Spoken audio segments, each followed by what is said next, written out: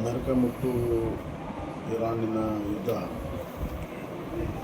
ಭಾಳಷ್ಟು ಆತಂಕಕಾರಿಯಾಗಿ ಬೆಳವಣಿಗೆಗಳು ಆಗ್ತಾಯಿದ್ದಾವೆ. ಭಾರತದ ಮೇಲೂ ಕೂಡ ಇದರ ಪರಿಣಾಮ ಆಗ್ತಿದೆ. ಇಲ್ಲಿಯ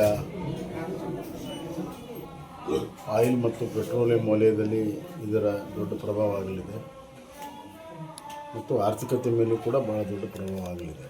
ವಿಶ್ವಾದ್ಯಂತ ಇದರ ಪರಿಣಾಮ ಎಲ್ಲರೂ ಅನುಭವಿಸಬೇಕಾದಂಥ ಪರಿಸ್ಥಿತಿ ಬಂದಿದೆ. ಹೀಗಾಗಿ ಆದಷ್ಟು ಬೇಗನೆ ಇನ್ನಷ್ಟು ಜನರ ಸಾವುಗಳು ಆಗೋಕ್ಕಿಂತ ಮುಂಚೆ ಇದನ್ನು ಮಾತುಕತೆ ಮುಖಾಂತರ ಬಗೆಹರಿಸುವಂಥದ್ದು ಭಾಳ ಸೂಕ್ತ ಅಂತ ನನಗನ್ನಿಸ್ತಾ ಇದೆ. ಹಲವಾರು ಮಧ್ಯಪ್ರಾಚ್ಯನ ದೇಶಗಳು ಈ ಯುದ್ಧಕ್ಕೆ ತುತ್ತಾಗಿದ್ದಾವೆ.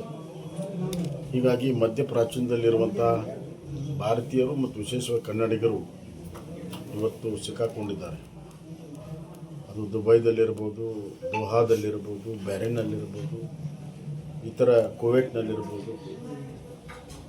ಹೀಗೆ ಎಲ್ಲ ಪ್ರದೇಶದಲ್ಲಿ ಕೆಲಸ ಮಾಡೋಕ್ಕೆ ನಮ್ಮ ಜನ ಭಾಳ ದೊಡ್ಡ ಪ್ರಮಾಣದಲ್ಲಿ ಹೋಗಿದ್ದಾರೆ. ಕನ್ನಡಿಗರು ಭಾಳ ದೊಡ್ಡ ಪ್ರಮಾಣದಲ್ಲಿ ಅಲ್ಲಿ ಕೆಲಸ ಮಾಡೋಕ್ಕೆ ಹೋಗಿದ್ದಾರೆ. ಮತ್ತು ಯುರೋಪ್ನಿಂದ ದಾರಿಯಲ್ಲಿ ಬರುವಾಗ ದುಬೈ ಮತ್ತು ಇತರ ಮುಖಾಂತರ ದೋಹಾ ಮುಖಾಂತರ ಬರುವಂಥದ್ದು ವಾಡಿಕೆ ಇದೆ. ಅಲ್ಲಿಯೂ ಕೂಡ ಭಾಳಷ್ಟು ಜನ ಸಿಕ್ಕಾಕೊಂಡಿದ್ದಾರೆ.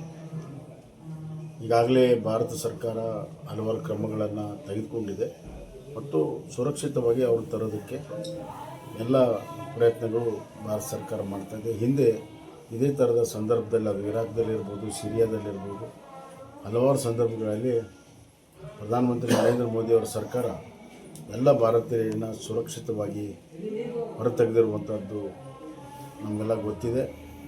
ಈಗೂ ಕೂಡ ಭಾರತೀಯರನ್ನು ಮತ್ತು ವಿಶೇಷವಾಗಿ ಕನ್ನಡಿಗರ ಸುರಕ್ಷತೆಯನ್ನು ಇವತ್ತು ಮಾಡುವಂಥದ್ದು ಅವಶ್ಯಕತೆ ಇದೆ. ಈ ರಾಜ್ಯದ ಸರ್ಕಾರದ ಮೇಲೂ ಕೂಡ ಈ ಜವಾಬ್ದಾರಿ ಇದೆ.